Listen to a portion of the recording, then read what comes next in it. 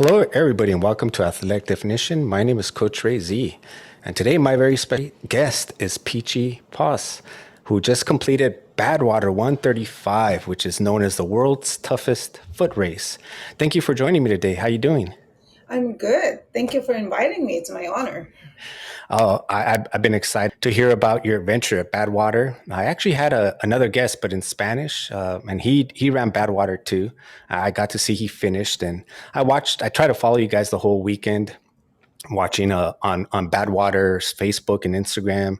I also saw a 77-year-old man finish. He was kind of crawling at the end, but he finished. Everybody who ran that was amazing. I definitely want to get into Badwater, but to run a 135-mile race, I wanted to know how it started for you. Were you active as a little kid, or No, I'm not. Actually, I'm not into sports when I was growing up. It's more like a Barbie and a Ken type girl.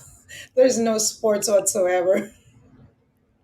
at all, like a junior high? How Oh, about well, I tried the volleyball, but it's still not. So I end up on a math club and a dance club. But sports is kind of like not until I came here and I was introduced to running.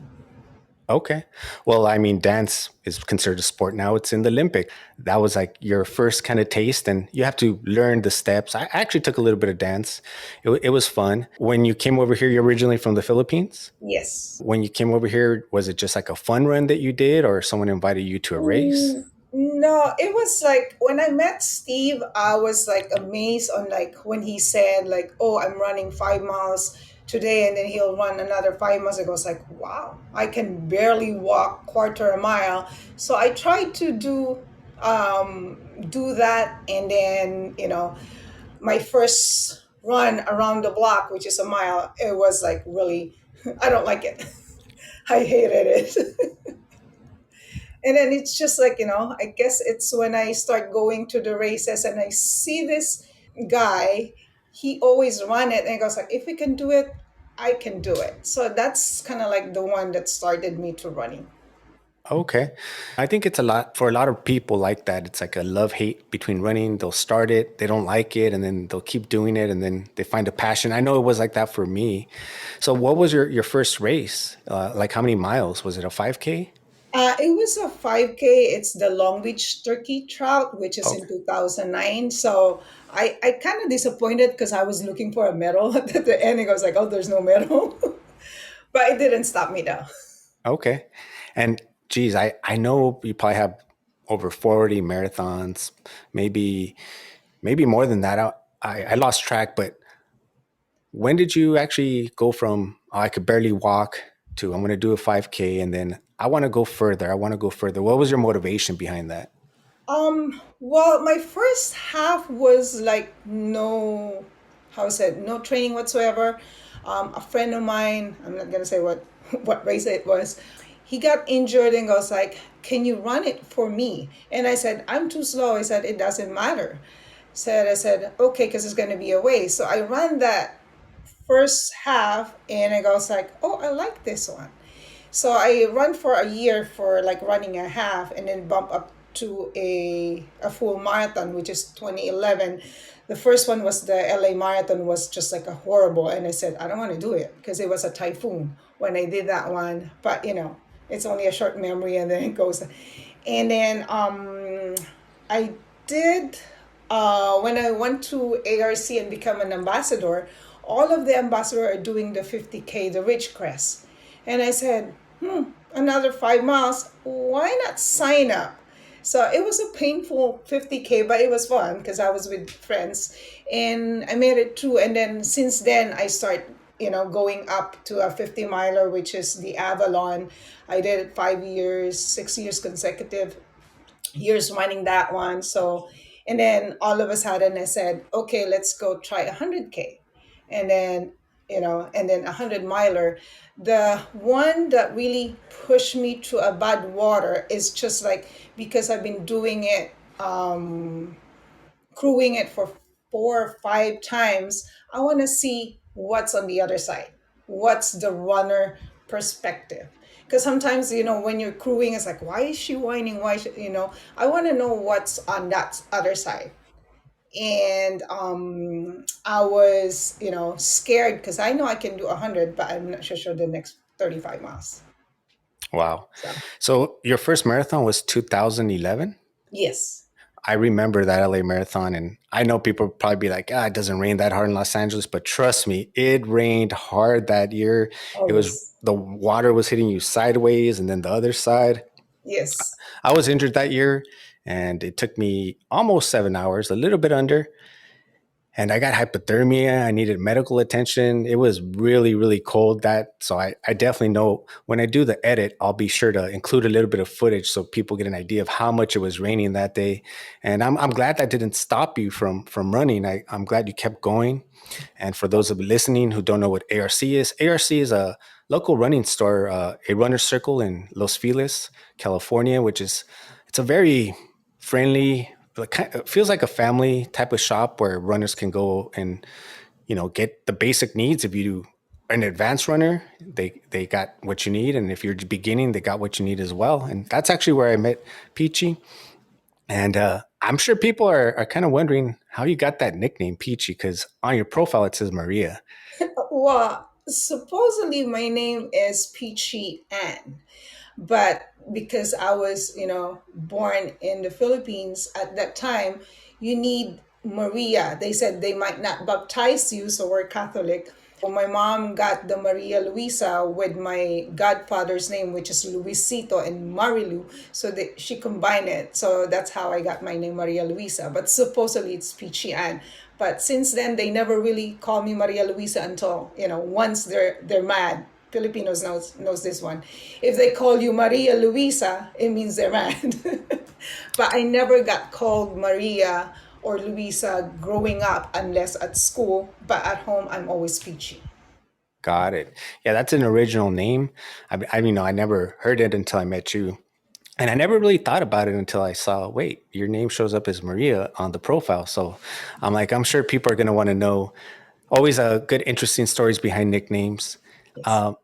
And if I'm correct, are you the first female to complete Badwater from the Philippines? No. No? There's Tess Leonia. She ran it 2016 and I crew with her.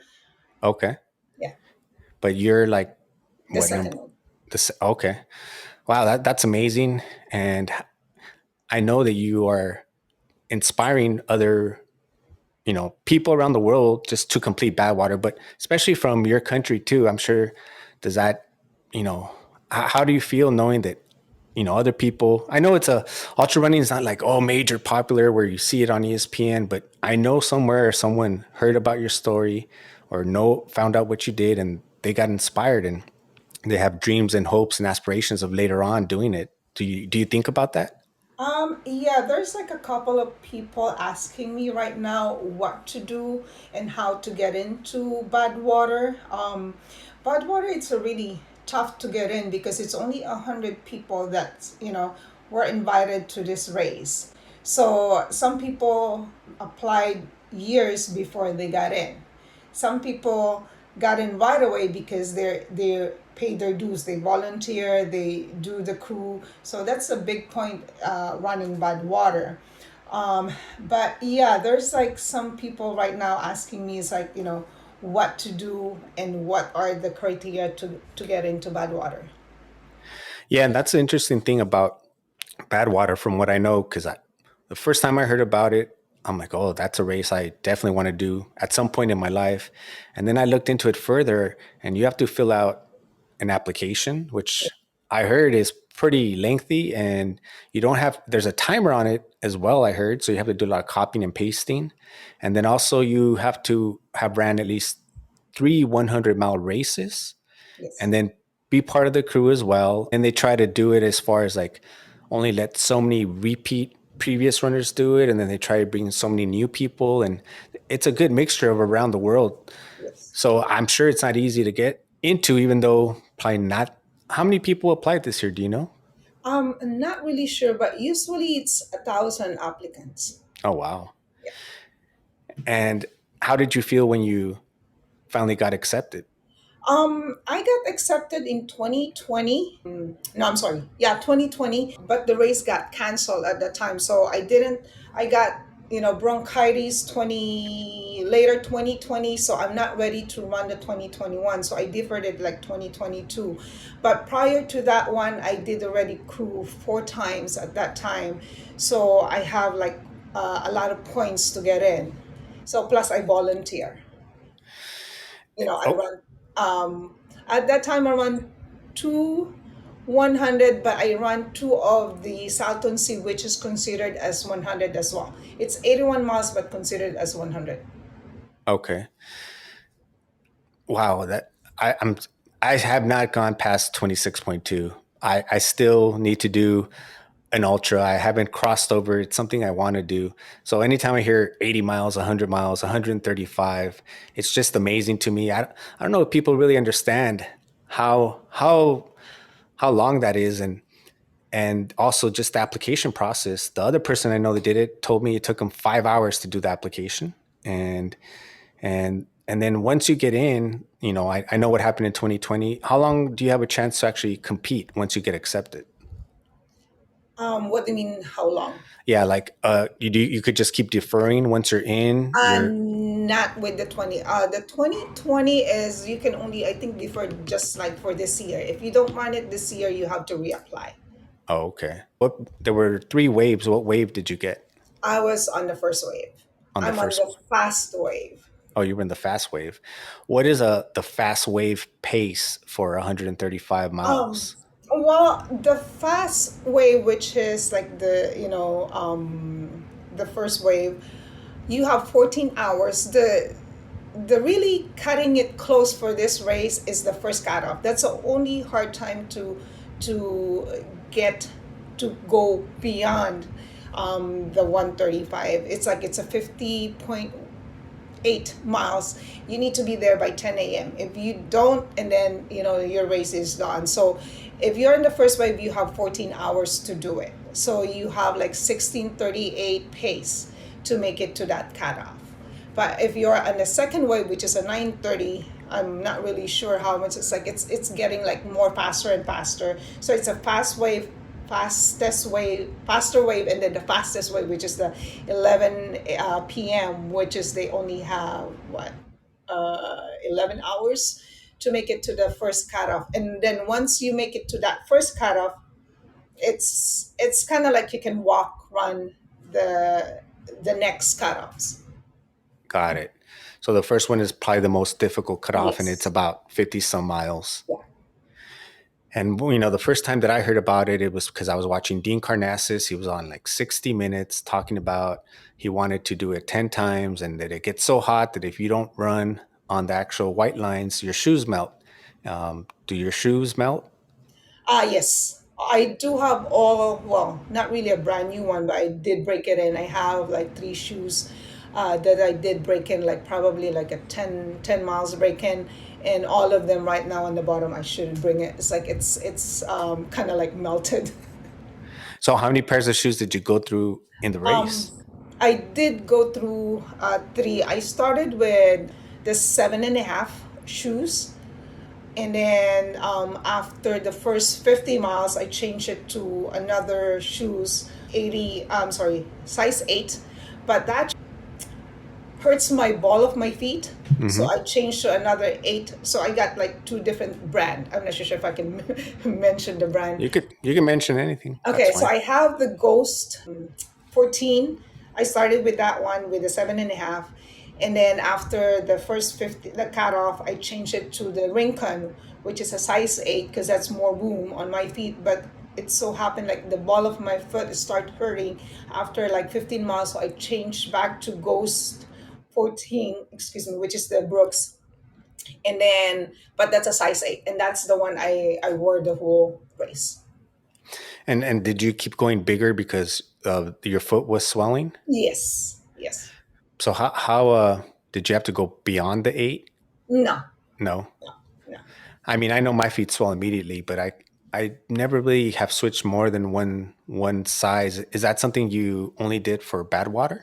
Yes, because I did the Kodiak. I started with the same shoes. I end up with the same shoes. I never really changed on that race, but with Bad Water, I did change. Like even the wardrobe, I did change wardrobes.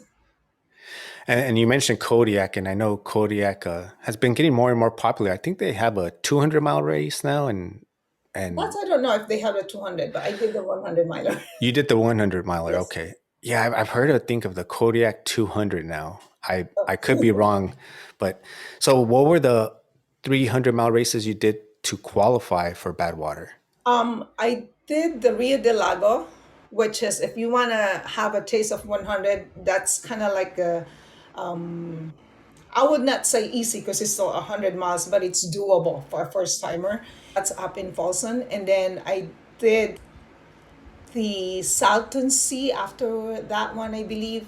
And then the third one is the Kodiak, which is kind of like my if I can do Badwater because we started at night and that's a 2 nights race when I did the Kodiak.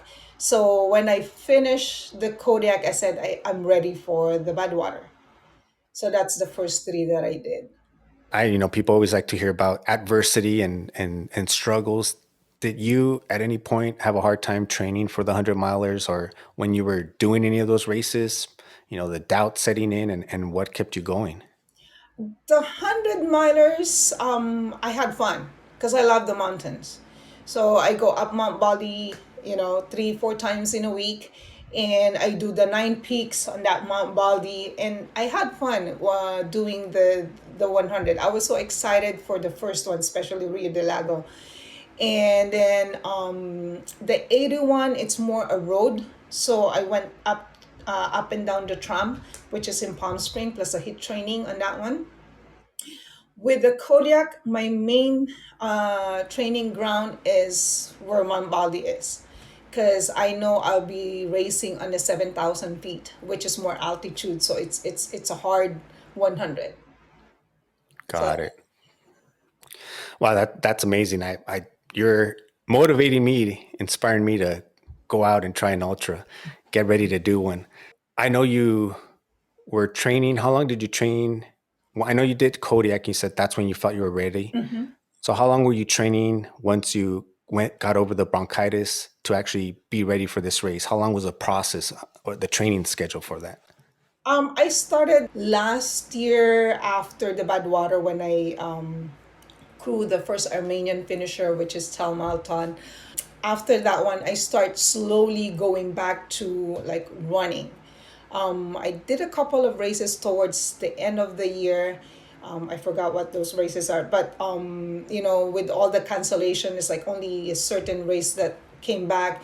And then January of this year, I start doing 50 mile, which is the Avalon, then Calico. It's like I put a little races in between just to make sure that I can do, the distance. Like again, it's like I know I can do 100, but I'm not so sure the next like 35 because I never been beyond 100.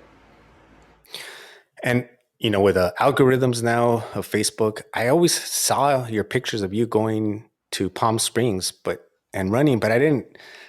For some reason, the algorithm didn't show me till later that you're training for Badwater. So I'm like, oh man, she's just always going to Palm Springs to go train. But now I understand that you were going the whole time to get acclimated to the heat. The Yes. the race conditions. What was the hottest temperature that Um, you experienced? For what I've heard, it was 122 at the bottom of the town pass going to Panamint Springs. So it's like going to like mile 74, I believe. So that's the hottest part of the race, but it got more hotter. It's not as hot as like that section, but towards the end, it got more warmer going up the Whitney Portal. Hmm. But aside from that one, it was okay.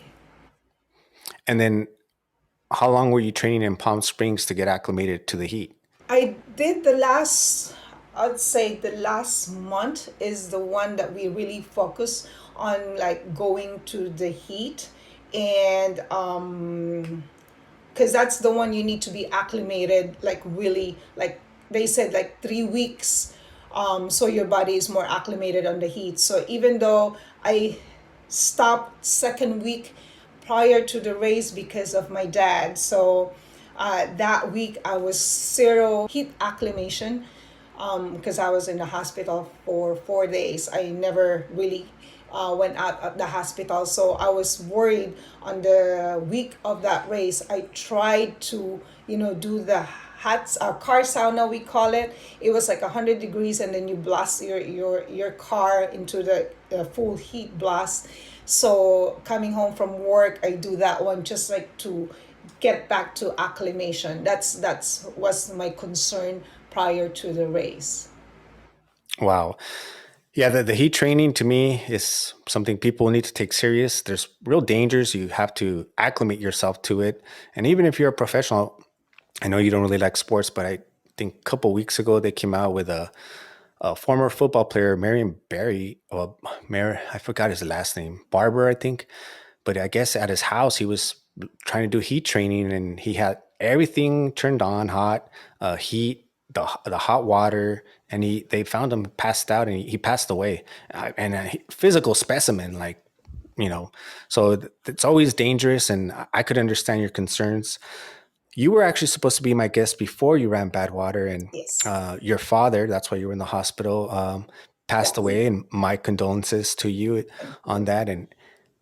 And that's something that I've kind of thought of because I know for a lot of people that I've spoke to on my podcast, they'll do sometimes marathons or, some sort of crazy, not crazy, but some sort of training or competition to deal with the emotions that they're having. And just having someone pass away right before you do bad water with all your training, your concerns of the heat acclimation, how did you like deal with that, or did at any point did you think I might not do this race? Um, yes, after my dad passed away Thursday afternoon, I was like talking to Steve. I said, it's like, I'm not too sure if I can, do this because my heat acclimation went down from, 90% went down to 3%. How quick it went down, just like looking at my watch. And he said, like, see how you feel, and we'll take it so like slowly go back to the heat training. And like you said, doing the sauna, you need to make sure you started like probably like 2 minutes on that one. If you're not used to it, back out. So when I was in the air condition for 4 days, I tried to go back heat training in only 5 minutes. I'll be honest, it's like 5 minutes, I feel nauseous driving back home, which is not advisable to do that one. Hmm. And I turn off my heater, blast off my aircon. That's the time I was driving, like I was crying. I said, I prepared for this one, and then I'm not too sure if I can make it. So there's a lot of emotion going to that. That's why when they ask me, "Are you ready?" It's like I don't know. I don't think I have emotion at that time because I don't know how to deal with the grief, and then deal with going to another race with heat acclimation. So it's there's a lot of emotion in that one. But I took like one step at a time to make it to the finish line. And actually, that was going to be my next question because when you're running a 135-mile race, I'm sure your focus has to be on one step at a time. I've heard Dean Karnazes and other runners talk about one step at a time. But I know me personally, I've kind of done the David Goggins. I'll personally bring up some negative feeling or some negative emotion or something that bothers me, and I'll purposely bring it up when I'm feeling like I want to quit or I want to stop, and I use that. And I know I used it for Area 51 marathon. I had, I think everybody was going through a rough time in 2020, so I let out a lot of emotion on that one. Or were you not able to even, think about that because you're just doing one step at a time for a 135-mile race? Yeah, yeah. With at that time, like I said, it's like it's just like one step at a time.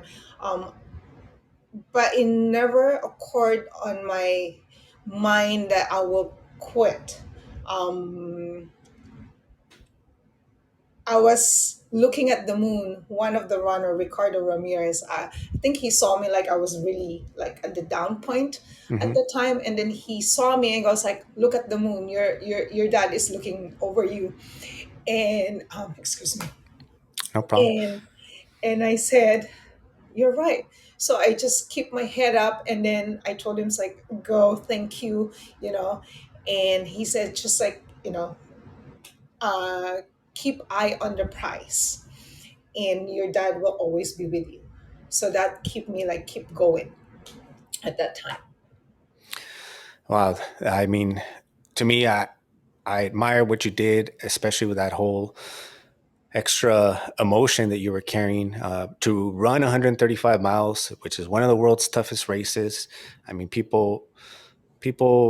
every time I talk to them about that, they're like, "You're crazy!" Like even wanting to think about it. And you did it, and you went through one of the scenarios that I don't wish upon anybody to be preparing, training so hard for something, and then we can't control life. So Yeah. once again, my condolences to you. But I know he's proud of you, as we all are. Everybody that knows, I'm like, we were all following you, and then, the fact that you're the second lady from the Philippines, which I'm sure everyone's proud of you over back there as well, and your family. What did your daughters think about you wanting to do the Badwater 135? I'm sure they probably were like, "Mom, why do you want to do 100 and now 135?" Well, actually, before I went to that 135, my youngest daughter, she was watching the Brazil 135, and she saw how brutal that person went through that 135, and she goes like, "Mommy, I don't want you to do 135." And then when I break the news to her, I said, "You said you're not gonna do 135." I said, "I'm not gonna do the Brazil 135." But my other two daughter, they're always supportive. Like anyway, the three of them always supportive. They always says, "Don't die." Don't die. I said, "Well, mommy knows where to quit. I know my body, and if I can make it to the finish line, that will be a plus. If not, I gave all my best, on this race. Just towing on the start line, you're always a winner on this bad water. Just like to get into the bad water is really hard. Hmm. Towing to the start line is another plus. Make it to the first cutoff is another bonus, and then when you make it to the finish line, it's a plus. So everyone that run this bad water is like we give all our best. So in marathon training, the wall is notorious. What about in an ultra race like 135? Do you hit more than one wall? Um, with this one, I would not say a wall, because the only that give me issues on this race is my stomach. I cannot take anything. I wanna, of course, it's normal in the heat. Like I wanna throw up, and I can't. I tried to, but I can't. So it came to the point like just one foot in front of the other, and it's the concern is like on my stomach on this on this race on the second half, because I cannot eat anything. So what I did is, I'm not sure how I made it to that second half without any like a lot of nutrition. I just like a tiny bite and then push it with water just to have something. But yeah, that's you know Wow, I didn't think about that. I've ran in the heat, and one time I think I just ran too much in the heat where I started like kind of dry heaving. But yeah, if you can't take down nutrition, that's got to make it more difficult when you have to continue. yes. I want to know, was there any point where I know you never felt like quitting, never crossed your mind, but was there a point where you're like, oh, I don't know if I could make it? Well, that was at the Darwin when I guess we all overslept. I told them to wake me up at like 3 a.m. and then I think everybody like snooze. And when I woke up, it's like, oh, it's 3:38. Where's my crew? I was like lying on the dirt and opened the door. Goes like, guys, do you know what time is it? And he goes like, well, we're waiting for you to wake up at 3:45, and then we're gonna go. So when we left around 4 a.m., and that's the time I'm kind of like a little worried. So we're doing the math. And they said, you need to run or else we're not going to make it. We need to have at least 20-minute pace on this stretch to make it to the finish, to make it to Lone Pine. That's the time I kind of like stressed a little bit. And Enrico, excuse me, did a great job pushing me on that first 13 miles after Darwin. So when after that one, I was like, okay, we have cushion now. We have 30 minutes cushion. So I said, can I walk now? I said, we still need to maintain the 20-minute pace. So we still maintain between 18 and 19 on that walk stretch. So they're saying, okay, you're going to be on Long Pine at 150. I said, oh, that's only 10 minutes cushion. And I still have 13 miles to go to make it to the end of the 395, which is the section I don't really like. I don't hate the section, but I don't. It takes forever. That section, if you crew or you run Badwater, that's the longest section of the race. It feels like the longest one because you see 395, and then when you go in the corner, you don't see it again. It's like you're close, but not that close. So that's the point where I kind of like stressed out at the point of the race because 10-minute cushion is not enough cushion. So I start to hustle on that one, and I was so happy when we made it like 135, which is like 25 minutes cushion for the cutoff. You slept on the floor? Yes, on the ground, not it's like on the dirt. Wow. How many hours did it take you to complete the 135? And then how many hours of sleep did you get total? Um, Took me 47 hours and 4 minutes. Wow. And I took a cat nap on Panamit, which is small 74, 75. And then I have another 30 minutes at the top of the Father Crowley. Um, and then an hour on that Darwin. That's a good sleep, though. That hour was like really good sleep. And each time you have Hours. to sleep on the floor, basically wherever you guys decide to stop. Is that how it works for everybody running? Yes. Well, the crew slept inside the car. I want to go stretch my feet. So Uh, we have a blanket and we have a pillow. So, you cannot be a diva in this race.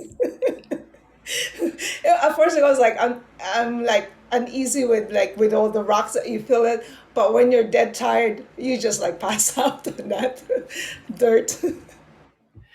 and then tell us about the feeling when you finally could see the finish line and actually crossed it and completed this 135-mile adventure you did. Um, it was an achievement, and I was so thankful with my crew and to all the people that supported me to make it to that finish line. I know one of my friends, she or he lit a candle for me for a safe 135, and once I crossed that one, I don't know, the emotion is like relief. Hmm. I made it. I look back and I can't believe I did that. And then second, I was like, I don't know what's the how you call it. It's like I don't know. It's like I can't believe I did the 135. Put it that way. Yeah, it's got to be something undescribable. The euphoria you're feeling completing the 135 miles after what 48 hours of Almost just 48. almost Well, 48 hours. yeah. The goal is 47, 59, 59 on that one, meaning just like to finish the race. I'm not really putting any time on this race. It's like I said, it's one foot in front of the other. But I was, very thankful with my crew because they're like on the one that really looking at the cutoff time, and of course with Chris for letting me experience the runner side, because if it wasn't for him, I don't think I'm gonna, if he will not let me in, um, I'm not gonna experience the runner side. Yeah, I've heard from different people that your crew, especially in Badwater, is so important. They're the ones that get you your nutrition and everything else. And a good crew person could tell if you're dehydrated and that's why you want to quit, or that you need some salt or different things like that. So, how experienced was your crew? Were they former Badwater runners or? Yes. Well, I have Steve, which is he's a doctor. He's an anesthesiologist. So I kind of always tell her like, "Hey, honey, my pee color is this like dark brown," and he will go say, "It's like okay, you need more electrolytes. You need Mm. more water." Because that's another thing that you don't want to be depleted with the sodium, and you want your kidney to work really good, or else it's not a good scenario. And then Kuya Ben, he is the first Filipino who finished the Badwater, so he can have an idea what Is to that do. Ben Gatos? Gatos, yeah, Gatos. yeah. I seen I this is during the pandemic. I'm like, not no races going on. So I'm like, I was bored. I had Amazon Prime at the time, and I'm like, oh, I'm gonna watch a video about running to inspire me. And you were in it. He was in it. I was like, oh, I know those people. I know them. I'm like, oh, this is like a sign for me to run. But I saw you in a. I think he was running. Was it Badwater? Can't remember what he um, was running, but do you know the movie you no, came out in? that's what Running for Freedom. That's That's it, Running for Gerald Freedom. Tabia's documentary. It was the hottest world record Badwater race in 2018. Oh, okay. Yeah. Yeah, I seen that. And I was like, oh, okay. And I went to his, when he wrote a book. I went to his book signing. So that's how I heard about him. And then I have another friend. His name is Thomas Zane, and Cider? is I yeah, Yeah. and he completed Badwater, Yes. but at the time I guess had just changed the course. So, Yeah. did they go back to the original course or? Yes. At the time when Thomas Cider ran it and Gerald, they were on Lone Pine. They ran around Lone Pine. And Okay, then after that year, they went back to the same course. It's the original course. It's just like a different time. Kuya Ben, when he did 2013, they started in the morning. And then after I think 2016 or 15. No, 15 is the one that they put it on Lone Pine. And then 16, I guess, is when they came back to the same course, but they started at night. yeah, I read a lot that they were having a hard time with getting permits because they, you're not supposed to. They recommend everybody in the area not to go out in the heat, and then you see people running in the heat, and Yes. it's like that doesn't make sense. But they don't understand that they're not just the average person who decided to go walk in the heat or run. They've been training for months, getting acclimated, or years. Like you Yes. mentioned, you started a long time to get ready for this. So, Mhm. anyone listening who has aspirations of doing bad water, you got to start your training now. Yes. It's And not an overnight no. race. Now I never actually heard of the Brazil 135, so I'm gonna look into that one. Yeah, Um, it's kind of like a sister company. mhm. He run Bad Water. I forgot his name. Oh, he gave me a passport on that one. He run Badwater, and then Chris says, "Why don't you do it in Brazil?" And that's how it started with the Brazil 135.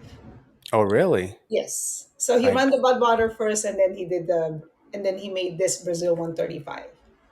Wow, that's amazing. I'm gonna look into. I got friends from Brazil, so I'm gonna see what I can do from with that. Um, so what's next? I know you after completing it, you're like, I can't believe I did that. I know after finishing a marathon, I'm like on a natural high for maybe a week, feeling like I could do anything. So now that you've conquered Badwater, what's next for you? Right now, I'm more on the recovery mode. It's funny. It's like the first week, I said, "No, I'm not gonna do it again." And now I was like thinking, I think I want to do it again, but we'll see. Yeah, but for now, I don't have any races. I purposely not sign up for anything because I'm not sure what will happen after Badwater. Like I said, it's like I know the 100, but the next 35, I really don't know. So I didn't really sign up for anything. My plan is to start next year again to do races like the Avalon, which is my favorite 50 miler, and then we'll go from there. I know I've been wanting to do the Avalon. That one's a very nice one. I haven't done it yet. That one's on Catalina Island. Yes, Yeah, yes, and it's in January. and it's in January. Mhm. So, what is the recovery process like? Did you just eat for like a whole day after completing it, or did your stomach still couldn't handle No, food? yeah. On the pizza party after the race, I can't really eat, so I have probably 3 bites of the salad. And then Steve brought a slice of pizza at the hotel.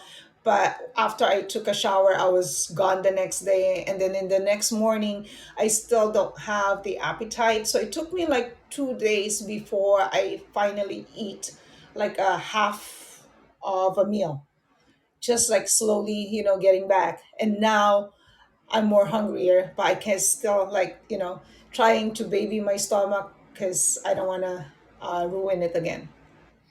And what about like walking and mobility? How's that been for you? Well, I guess I didn't run fast enough. I did have a sore. It's always like the 2 days after. I have a soreness on that one, but I just keep walking. So right now, I'm fine, but I still hasn't tried to run. I've been walking my dogs, doing like a mile or two, but I haven't tried to run yet. I want to make sure, you know, probably I will take off. 2 more weeks because 2013 I did injured my hips, and so I'm kind of more concerned on that one. I don't want to go back on that thing again, so I want to make sure that everything is healed before I go back running. That's a smart way to do it. It's not easy sometimes because you get so excited, you want to go and Yes. do more and more, and you're like, Hmm. oh, I just did this, and you feel great. But yeah, taking precautions sometimes is better, especially if you want to go back. Hmm. Yeah. I know you also mentioned that your shoe was kind of bothering your heel. Did that persist It, as the race went on, or once you switched shoes, you were fine with that? no, it was not really um it was The my ball? ball of my foot. Yeah, I thought I have blisters, so I need to do like this curve for me to be able to run. um but when I open or remove my shoes and my socks, there's no blisters, thank God. No blisters whatsoever. It's just like the pounding of the road, because I'm not really used on the road. I probably trained 30 miles on the road, but never beyond that. I'm more like a mountain or a trail trainer. So my ball got beat up. So that's the one. That's why it was hurting. It's just like the pounding of like continuous pounding of the ball of my foot. But aside from that one, no blisters, no nothing. So yes, when I changed shoes, it still didn't go away. I was climbing the last 13 miles with my foot like this. Oh wow. Yeah, I remember the last time I saw you like in person, you were telling me that you like more the mountains, that the pavement is Yeah. just too much of a pounding now. Yes. And so mostly all of your training then was on mountain, and then you did about 30 miles on. Yeah. And how much of the actual race then is on the pavement? Is it all of it, the 135? Because All of it is 135 on the pavement. what about that cool picture that Badwater used of you, and it looks like you're running like along the beach? Oh, that's a cool race. Yeah, I love that race. Although it's like I'm not used, but I got used to the flat one. That is, I'd say 70%, no, 80% of the race you're running on the beach. Oh, so that's not part of Badwater. I thought it was like a It's a little. part of the Badwater Okay. series.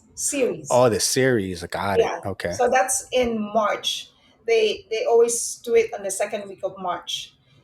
That's a 51-mile race. Got it. So if you participate in those, do you have a better chance of being accepted into a Badwater like the Ultra? If you do the Ultra Cup, you have another point. So to have points is like you have to volunteer in crew. That's a good point, chunk of points. And then you have the Ultra Cup, because it's hard to do the Ultra Cup. It's not much of a distance for you to recover or space to recover, because it's March the 51 miles. And then April is the 81 miles, and then July is the 135. So if you're like me, like I'll say a rookie, doing not much of a gap to recover, it's really hard, especially Mm. the 81 miles, because this year we never really trained on the heat prior to that race because it's always gloomy. So there's a lot of people like really didn't finish the one at the 81 because of the heat. But I love that race as well because of especially the trail section, because you have a 9 miles going up the trail. So out of the 100 participants, did all 100 finish this year? No, there is, I believe, 16 didn't finish. Okay. Wow. That more power to them just for attempting it, and hopefully Oh they come yes. back and try it again.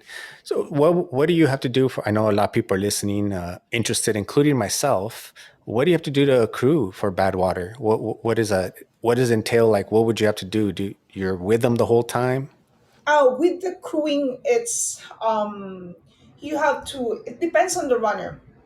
Some runner, like I did, is like we do it like 2 to 3 miles lift frog, we call it. But some of them do a mile, so you have to wait like 15 minutes before you pass your runner, like a mile. Um, so the crew work as hard as the runner as well. So that's why it's more ideal to have four than three, so you can rotate your crew. So one is driving, one is sleeping, and then the other one is pacing, and then the other one is like taking a rest, so when it's his turn he has a fresh body, because it's really hard to crew as well, because you're not sleeping as well, especially with that hazard like blinking all the time, so you don't really sleep at all. And what's the maximum you can have in a crew? Four people? You have four. Oh, okay. Four, yeah, but I only have three this year because I use my car, so it's a really small space, but it's doable. It's doable. And there's a lot of people just who listen to this. So for people that are just listening and they want to follow your adventures along, how could they follow you? Is it on Facebook? Is it on? I'm more on Facebook. Yeah, I sometimes do Instagram, but it's more on Facebook. It's Peachy Poso. All right. And I know you are thankful to your crew. Do you want to shout them out individually? Oh yes. First, Steve Gushels, which is I call him like my partner in crime. We train together. He is the one that really did my nutrition, and is the one that really looking over like how am I. And then with Kuya Ben Gaitos, he's the first Filipino, and he's the one like singing to me to make me push forward while he's pacing me, so thank you, that help. And lastly, Enrico, he's always available to crew me. He crew me 3 times already, twice in Salton Sea, and this is his third time. So I'm really grateful for the three of them bringing Actually, me to you the finish line. by you mentioned that made me think. Okay, did Steve help you with the nutrition just for the race, or did he give you nutrition prior to the race to like what to eat to get ready for it, or was it just more for the actual race? Just for the actual race, because I'm the one prepared all my nutrition, and I just told them like this is what I need. So he's the one kind of like more, because he's the chief crew, so monitored on that one, and then he's telling Enrico and Kuya Ben like, okay, she needs this one, she needs the electrolytes, so he's the one kind of like telling them what to do. And then in marathoning, they're always talking about carb loading. What about for the bad water? Are you intentionally carb loading more than you would for a marathon, or you go a different style? No, I did the same thing. I didn't really do much, especially if you're going to be running in the heat. You don't want a full stomach. I ate around 4 p.m. at that time. but not a really full meal, just like to have something a little bit on the stomach, because you don't want to go on a full stomach on the race because it's gonna mess up your race. Yeah, I'm very I don't really like to eat before I go run unless I'm going to be out there for a long time. Then I do try to get a little something. But yeah, my stomach is better empty, I think, than I don't know if I could eat a whole full meal. I've done it before, which is crazy, but I now my stomach can't do that anymore. When I didn't know better, I went to a buffet in Las Vegas, and then I ran Las Vegas Marathon. So that Uh-oh. I wouldn't recommend to people. So I'm glad you're giving us all the good advice and inspiring people, as I mentioned. And I'm definitely going to look into. I'm going to reach out to Badwater because I'm looking to volunteer next year. That way I can just get a feel for it. It's Yes. something that I said I've always wanted to do. And, you know, seeing Dean Carnassus and then seeing David Goggins, he's one of the guys that I seen. And then when I seen him, he went back after he finished to help. I think he was from Covina at the time, and he was like in his 60s, and he was like running already crooked. And Oh, David yes. Yes, I Goggins met went her. back I for met him her. Yeah. after he was done, and I'm like, oh, I got to do this. And it's always been in the back of my mind, but now that I'm starting to know people who've actually done it and completed it, then I'm like, well, if I need any advice, I'll just go to you. Yes. The good thing with the bad water, if you really want to do it, do crew first. Just like to have the feel and to know the course as well. If you know the course, it's much easier logistically for the runner. Because you kind of like, okay, this section is going to be this long, you know. Hmm. So it's better to crew first and then run bad water. Definitely. If you Yeah. want the baby one, do the Salton Sea. That one actually, just by the way you described it, sounds very nice. So I got a lot of homework to do now. I got to look into that one, and then I got to look into Brazil 135, and then look into volunteering. So I wanted to thank you for, taking the time out of your busy day to join us and share your experience on Badwater. And I just want to make sure that is there anything I missed or anyone you want to thank? Any shout outs? Um, there's a shout out to like Tesliana. She is the first Filipina. She encouraged like a lot of encouraging words before the race. Gerald Tabias, which is the only Filipino that ran this race for 7 times. I don't know how he can do it, but he always motivates, me to on everything I do.